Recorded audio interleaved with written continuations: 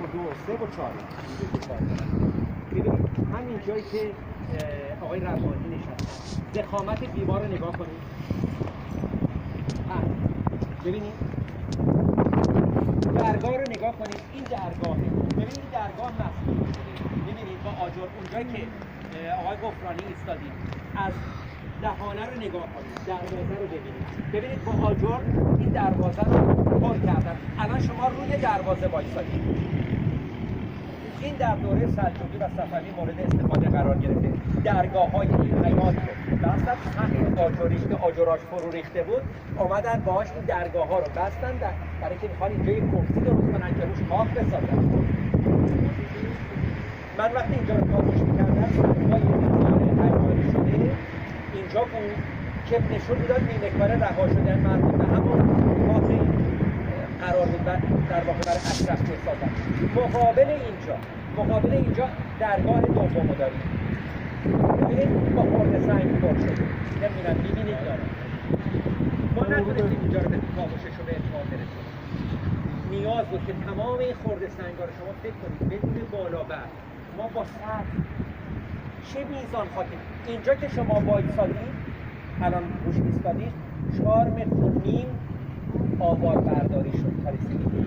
زباله ها روی اینا بود. این برش رو ما زدیم. یه مشکل بزرگ برای کاوش اینجا این بود که ما وقتی که شروع می‌کردیم به کاوش قسمت‌های بالا چون ملات بینش نبود ریزش می‌کرد.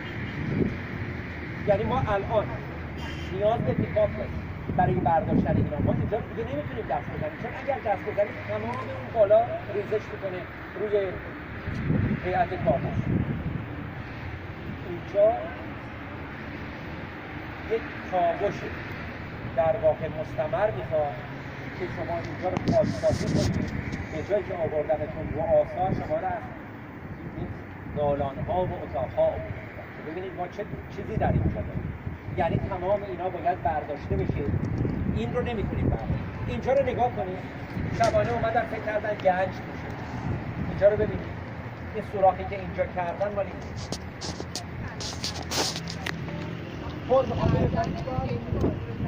نه کاخ بسازن خب بازار بود برای که شما نمیتونید کاخ رو روی یه جایی متجزل بسازید. بنابراین بهترین چیزی اینه که خرده سنگای مال خود همین اینجا از شیسته. تمام این سنگایی هم که اینجا کار شده مال خود همین خط است. الان روش من وایسادم. بارها به من میگن که شما اینجا رو همطوری مثلا با خورده خراب میگن اینا بهتونه و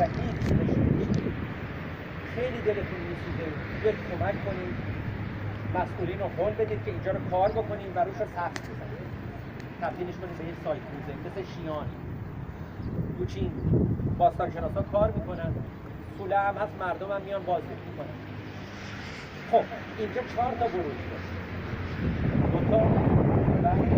دو تا چرخی قرد. ببینید دهانه ها رو بستن کردن دروازه ها رو بستن برای که دیگه این خاک ساسانی گیرانه رو از این طرف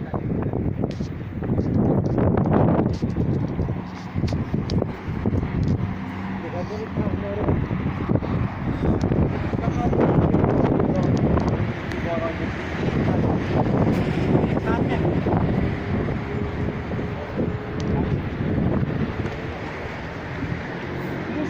از قلعه‌های باستانی ایران همون قلعه‌های ایران رفتن ضخامت مندن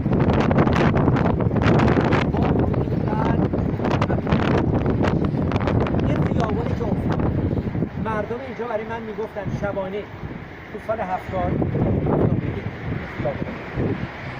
میگفتن که وقتی که شب تا صبح اینا کار میکردن با چه ماشین آلاتی اینا رو میکندن چه خمره های بزرگی رو پر میکندن از این چه جمعه دیواره قبل از این از بین رفت دیوارش کامل از میان رفت و این چیزی که باقی مونده این تل خاک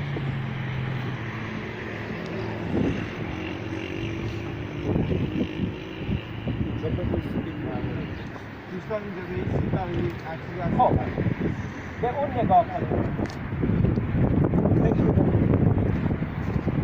این فکر استودیو دستگاه ساسانی، این مربوط به دوره ساسانی. ما از اینا اینجا داشتیم. ببینید ما در دوره ساسانی گاهی اوقات گنبدها رو با سنگ می‌ساختن، مثل قلعه دختر فیروزآباد، مثل کاخ آتشکده.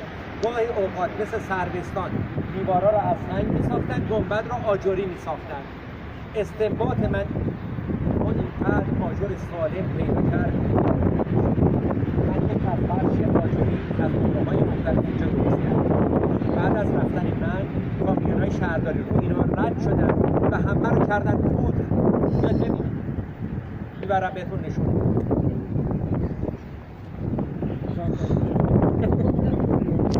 کار نکنه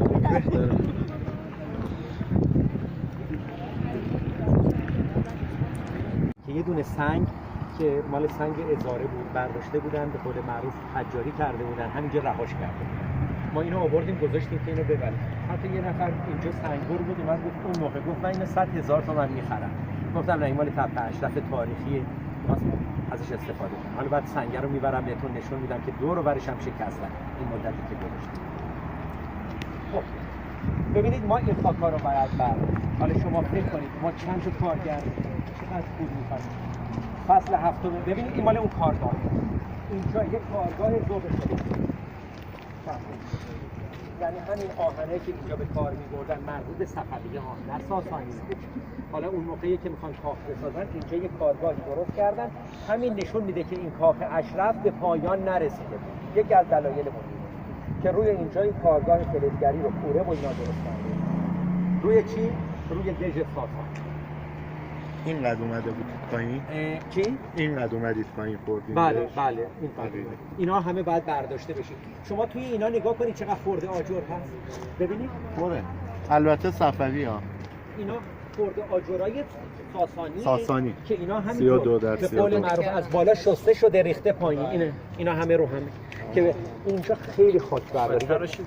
ببینید ما توی تپه‌های باستانی که کار می‌کنیم خاک با 3 تا 4 تا 5 تا کارگر کارمون پیش میره، اما اینجا روزانه 20 تا کارگر داریم. یعنی شما فکر کنید ما این انتقال اینا چقدر کار سخته. بعد اینا رو کجا می‌ریختیم؟ خب می‌ریختیم گوشه خیابون، مثلا بعد می‌اومدن بار می‌زدن. همینطور صد معبرش. این دفعه فصل هفتم یادشون رفته بود که منم اومدم دیدم توقیف کردن کارگاه شماره 7 بغل خیابون. بلافاصله زنگ زدم گفتم چی جرأت به خودش دادی اومده کارگاه ما رو. الان من که من زنگ بزنم به روزنامه‌ها بیان اینجا. بلافاصله از طرف این شهردار زنگ زدن که اومدن با عذرخواهی گفتن اینا اشتباه کردن نمیدونستن. متوقف کرده بودن به من تلفن زدن، من بالا بودم گفتن اومدن گفتن انگار یادشون رفته. این گفتن اینا خبر نداشتن، اینا جزء صد معبر شهرداری بودن، طبق معمول اومدن وظیفه‌شون رو انجام بدن. خب ما از اینجا بریم بالا برسیم به قسمت‌های دیگه. آقای دکتر گفتین مال زمان ساسانیانه اینا؟ ساسانی نه. ببینید اینا سنگه. مال سنگ این کوهه. اینا چیز نیست که بگید مربوط میتونه مال حالا باشه.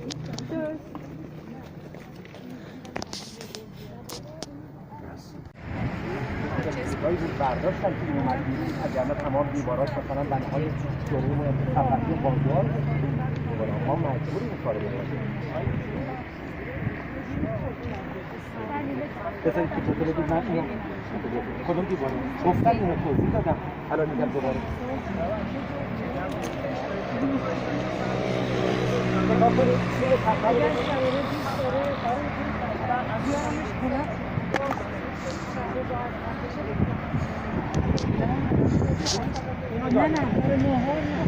اینجا هست خوب داره، بنابراین اینا رو ساختن پرش تنگ کرده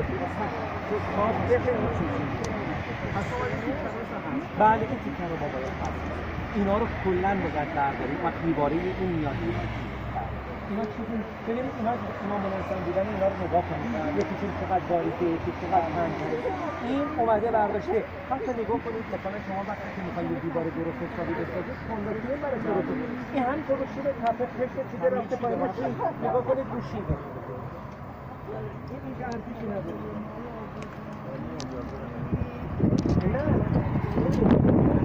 نه من که کاوش بکنم و طرفش من باشم اینا چیزی در کنترل زمین اصلا میکنه اینا رو برمی‌دارن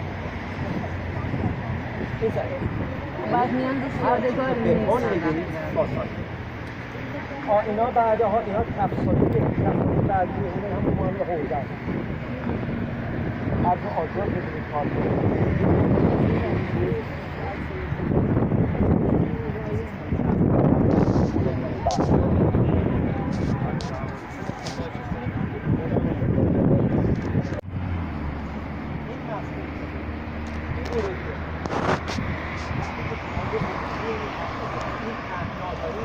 حداقل دیواره 9 متره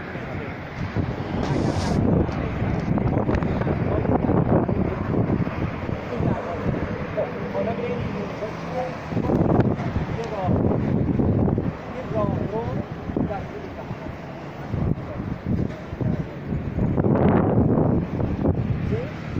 خب شما باید یه راه رو بین شما وقتی کردید نگاه کنید چه اومده جلو این زمانی رو داشتید و این دیواره خشتی رو بسازید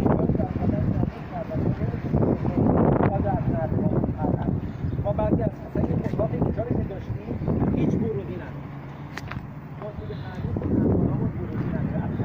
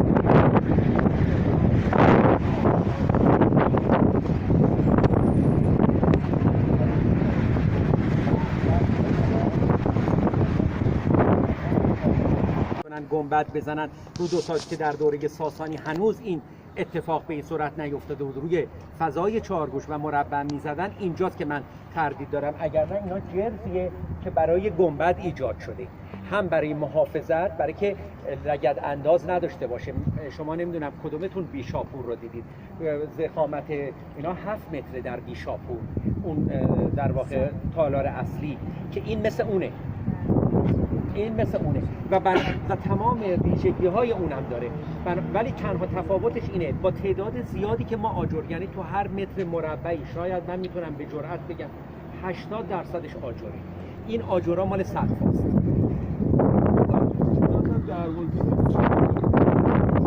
کوچیک نیست بیاین بالا اینه اینجا به این بزرگیه این درش یه دروازه اینه یه حیاط یا یه تالاره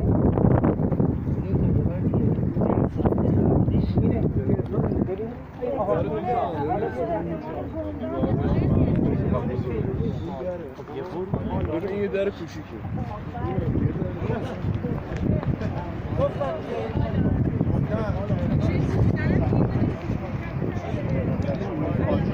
آجرهای بستن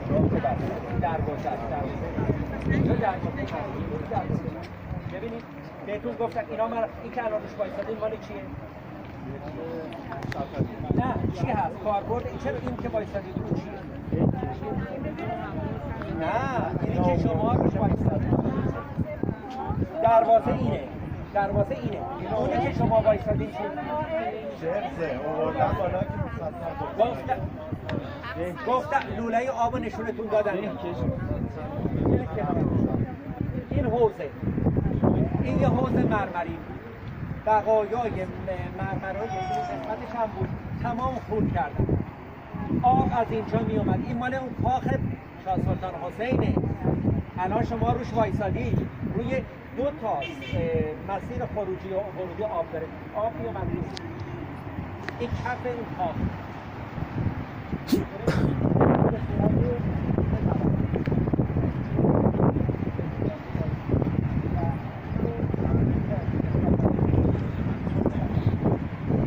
ببینید این الان گرد شده اینجوری ها، ما هیچ وقت اینطوری کار نمی‌کنیم. یعنی برای که بفهمیم که خب من دیگه تپه برای من روشن شده که چقدر زباله داریم، چقدر خاک و آت آشغال داریم. بنابراین دیگه من کارگر صرف این نمی کنم که بیام لایه لایه اینجا رو برداشت بکنم. اینجا چه کار میکنم؟ یه پیکاپ میارم که تمام اینا رو جمع کنم. از کجا؟ برای که ما اینجا رو کندیم حدود 4 متر رفتیم پایین که ببینیم آیا ما آثاری دیگه ای داریم غیر از دوره ساسانی این دشت. این نشون داد که نداره. آواره. بنابراین برداشتن این آوار توی باستان شناسی، تو کاوش باستان شناسی بعضی مقام ها از لودر استفاده می‌کنیم، از بیل مکانیکی استفاده می‌کنیم، از پیکاپ و انواع چیزای برای خاک برداری. اینجا نیاز به همین. یعنی دیگه اینجا کارگری 30-40 تا بیایم لایه لایه برداریم چیزی نداریم. آواره باید اینطوری برداشته بشه. این به مرور زمان به این شکل در اومده. توی تصاویر، حالا اگر که اون روز من تصاویر ترانشه‌هامو نیاوردم، این درست چهارگوشه.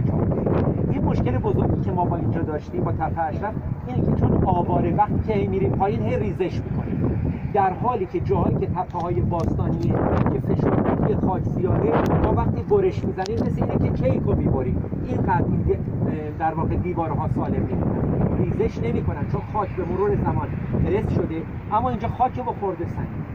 بنابراین این وضعیت موجوده که ما این مشکل رو داریم. حالا شما فکر کنید تمام اینا آواره و ما میخوایم اینا رو برداریم. چجوری؟ اگر در زمان قاجاریه یا اوایل پهلوی میخواستیم اینجا رو کار بکنیم که میامدن در تخت جمشید روزانه 2000 تا کارگر میگرفتن، یا مادام دیولافوان تو 2000 تا کارگر روزانه کار میکرد. سبک قاجاری اونطوری بود، 2000 تا کارگر روزی یک جایی برداریم بیاریم اینجا این خاک رو برامون جمع کنیم. ولی امروز دیگه ما بیل مکانیکی این کار رو برامون میکنه، چیزای ساده تر که بتونیم خاک رو جمع کنیم. خب اما ما میخواستیم بفهمیم این چیه، چون تو عکسای هوایی نشون میداد که یک فضای 4 گوش ما درست قلعه های دوره ماد تا دوران ساسانی دیوارای تو در تو داره. مثلا شما اگه ارک بم رو رفته باشید قبل از تخریبش یا همین الان میبینید که ارک بم لایه لایه، یعنی طبقه طبقه است. بنابراین شما الان روی فاز این قلعه وایسادید، فاز دومش اینه. این تارک اون قلعه است، بالاترین قسمتشه، جای اون حکومتیه، جای اون حاکمه. بنابراین ما باید یه دیواره‌ای زیر داشته باشیم که اون بقایاش تراشیده بشه، خاکا برداشته بشه. مثلا ما از اونجا یه راپله داشتیم که نشون میداد میومده تو طبقات بالا. این راپله از بس راه رفتن و دیواره از این راه‌های پله غلامگردشی داشتیم برای رسیدن به طبقات بالا. میخوام بهتون بگم شما الان این شمایی از اینجا می‌بینید، اون چیزی که من در تصورم و جز کاوشم هست رو نمیتونم به شما منتقل کنم که چه چیزی هست، مگه زمانی که کامل اینجا پاکسازی بشه و خودش رو بشه. بنابراین برای چی بفهمید اینا آواره یا لایه‌های باستانیه،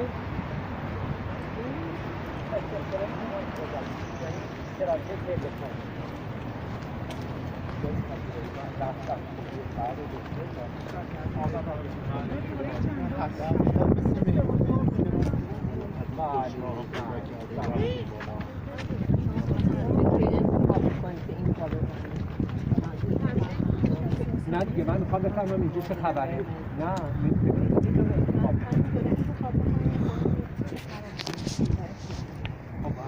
چیز دیگه وقتی که ببینید که اینجا به قول معروف ارزش و اهمیت می‌داره که نگهداریم، اینجا رو نگهش می‌داریم. الان داریم مثلا اینجا این قسمت سنگی دیوار آخریه، این قسمت اولا این که الان این خطی نزدیک شده، خب بله همه میان و میبریم. اینجا یه برش برده بود که حالا عکساشو بتونم رو دیدید که حالت پلکانی بود.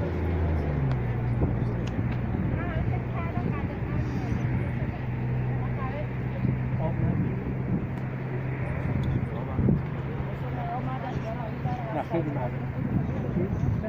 همیشه مجهز. خیلی ممنونم. من فقط گلوم خوردم که فقط اگه آب به من بدید. نه شما خودتون بر خودتون. حالا تا میاد بیاد. خیلی ممنون. دستتون درد. ببینید اینو بهش میگن لایه نگاری. حالا میل بکنید تا توضیح بدم. بعداً میتونید اینجا رو چیکارش کنید. یعنی به من اجازه میده که در واقع یا پیکاپ بیارم یا به کارگر بگم بکن برو جلو، چون هیچ لایه باستانی ما توی اینجا نداریم.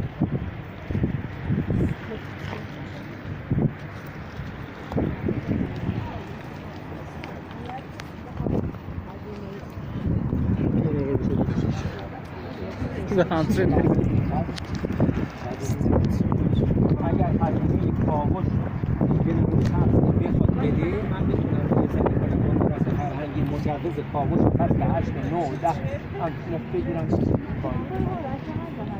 ببینید الان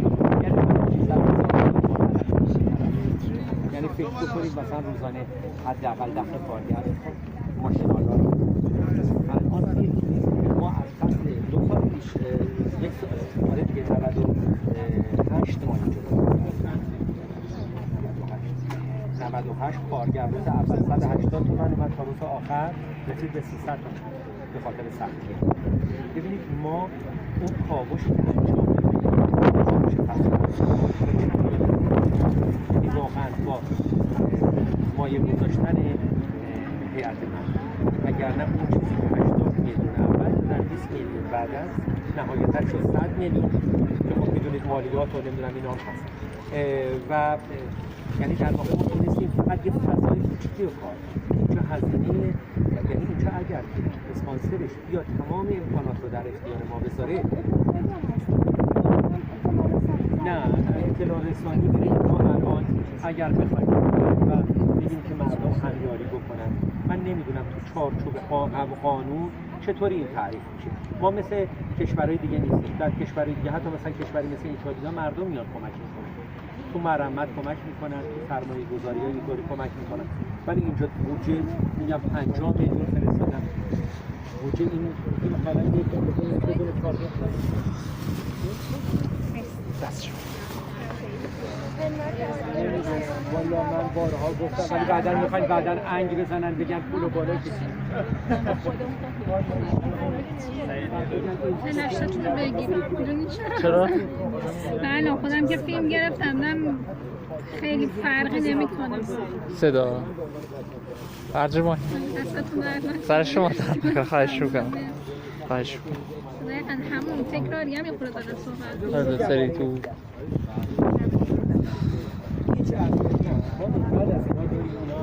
فراوان ما 2 تا چاله کندیم به اندازه 100 تا گونی از اینا توش خالی کردیم. این یه دونه ما ببینید که همه مرتب بودن خودی که حفظ یه دونه اینجا زدیم یه دونه اینجا زدیم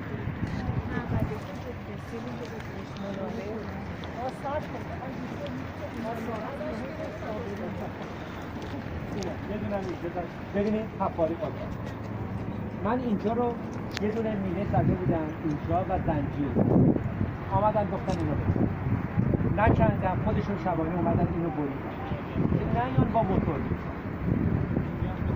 با موتور میام ببینید بعدم اومدن رفتن اونجا رو کندن فکر کردن توش بیارن البته بعضی اون موقعی که من اینجا کاوش میکردم یکی از اعضای هیئت گفت که آقای اومده گفته که خودی وقت خودتون اینجا صرف نکنید ما اینجا فلزیاب گردوندیم می‌چینیم برید که من جای بهتر از اینجا براتون سراغ بکنم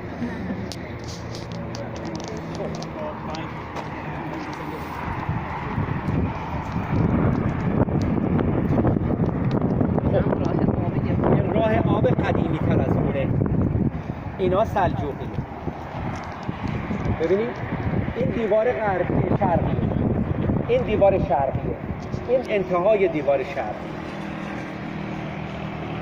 بخش شمالی خیابون از بین برده اونجا همه رو بریده توی دوره اینجا یک ساختار روستایی داشتیم یعنی توی دوره مثلا شاید 800 سال پیش اینجا یک ساختار روستایی اما شما اینجا رو نگاه کنید اینجا یک گاوچا داشتیم کنار گاوچا یه دونه کفش دوره صفویه پیدا کردیم ولی کارگری که پاره شده بود انداخته بعد اعضای هیئت من با یه مقدار پوست خربزه اونجا پیدا کرده بودن اومدن گفتن که چی پیدا کردید به معاون هیئت فکر نمی‌کنم با بعد دیدم کفش صفویه است رفتم بردیم به میراث فرهنگی قرار شد تز پایان نامه یک دانشجوی کارشناسی ارشد.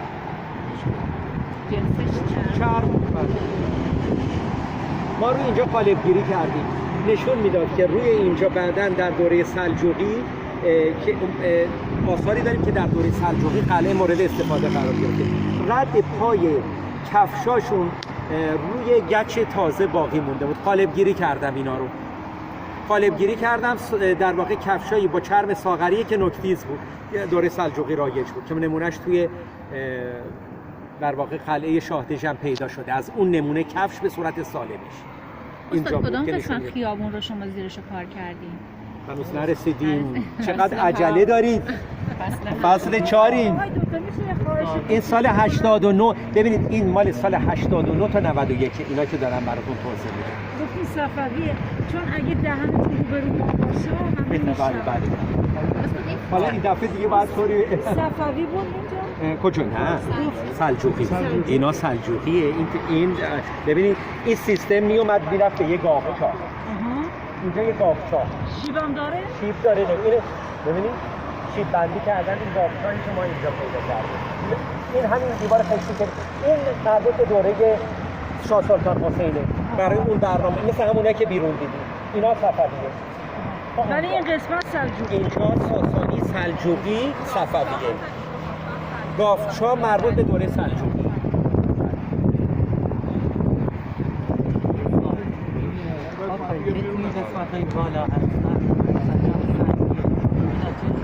روی اینجا کشاورزی میشد. تمام این جایی که ببینید این شیبو پیدا کرده در طول صدها سال خاکاشو دادن پایین، بالا رو کشاورزی کردن. اکنون سال 1336 بعد اینو من گفتم اینجا شد پدافند هوایی تو جنگ تحمیلی. تصفیه کردن اینجا رو، دوباره یه سری خاک‌ها رو دوباره ریختن پایین. بعد شد سیرک ایتالیا. اینجا میگن که من تصاویری دیدم که مال سیرک ایتالیا که نشون میداد اینجا رو دوباره یه بار صاف کردن و یه بار، یعنی اینجا برش هزاران ماجرا رفته تا اینجا رسیده به این مربوط به یک پایه اون قلعه اصلیه که به صورت چارچوبی حریم هوایی من نشون داد. اون بالا این در واقع بخشی از سازه ساسانی که تو دوره صفویه کاربردش تغییر کرده، یعنی به عنوان معلومه که کارت که ساخته در دوره صفویه به نظر اومدن از این سفره بندی و این قلعه استفاده کردن و باغ رو به صورت طبقاتی با آب نماد. مثلا ما آبی آلو بالا رسیدن به صورت آبشار، آبی اومده پایین میریخته، یعنی این باغ فوق‌العاده می‌بینید که در دوره صفویه و وقتی که همین سیستم بسیار گردش آب آبشارهای متفاوت اما خیلی به هر حال خراب شد، یعنی مخصوصا که کلنگ رو برداشتن زمان نادر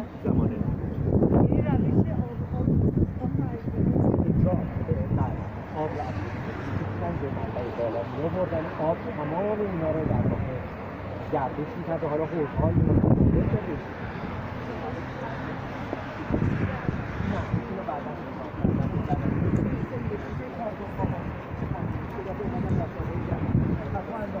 هر سوراخ اینجوری با موتات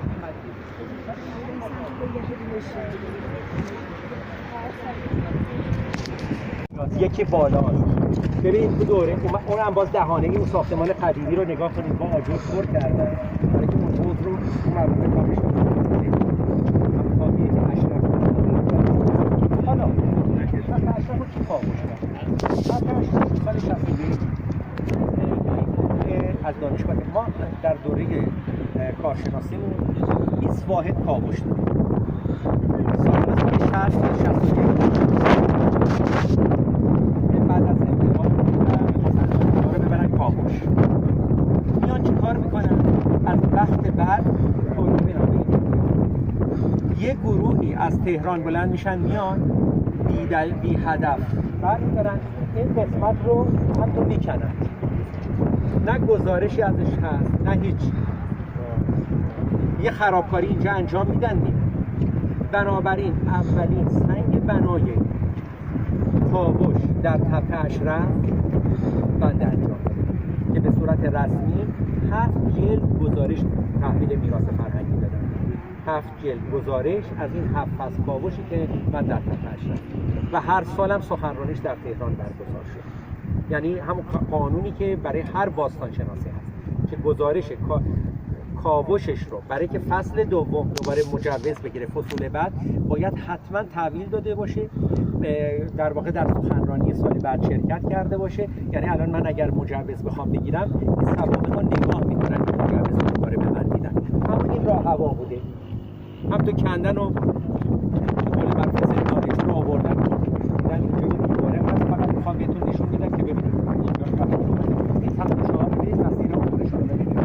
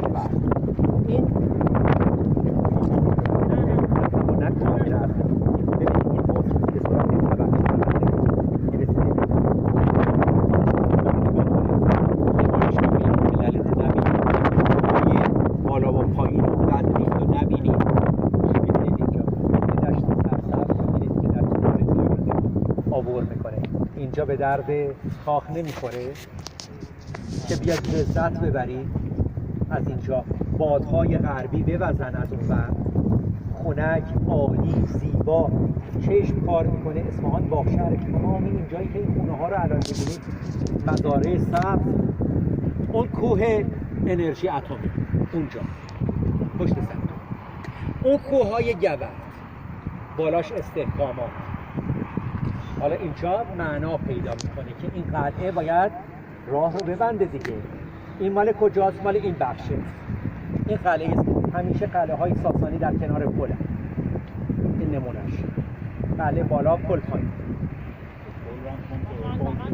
پل خندق ندارن. خندق رودخانه زاینده رود کسی نمیتونه وارد شهر بشه. شما میخواید از این طرف بیاد بعد از رودخونه عبور کنید چطور خندق میخواید برید. این که اینجا خندق نیاز نیست و نداشتن. بنابراین ما حوض رو سفر کنیم.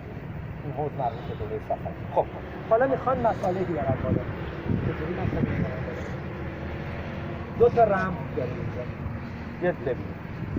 این یکیش رمز.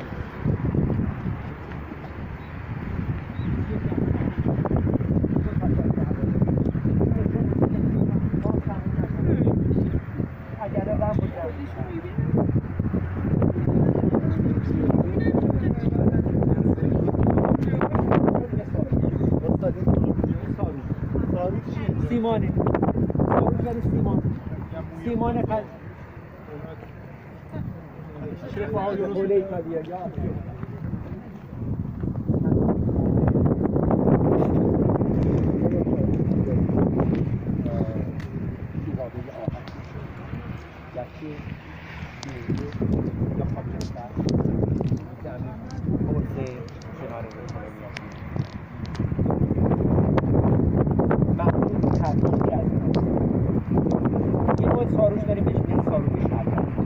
وقتی درست میکردن اینقدر با شلاق چرمی میزدن خوب عمل میکردن.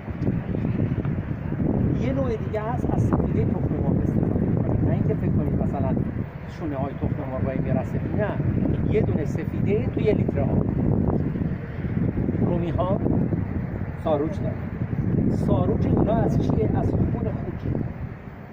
خون خوک به اضافه توفا خاکستر آتش بشن، اونا ساروج دارن.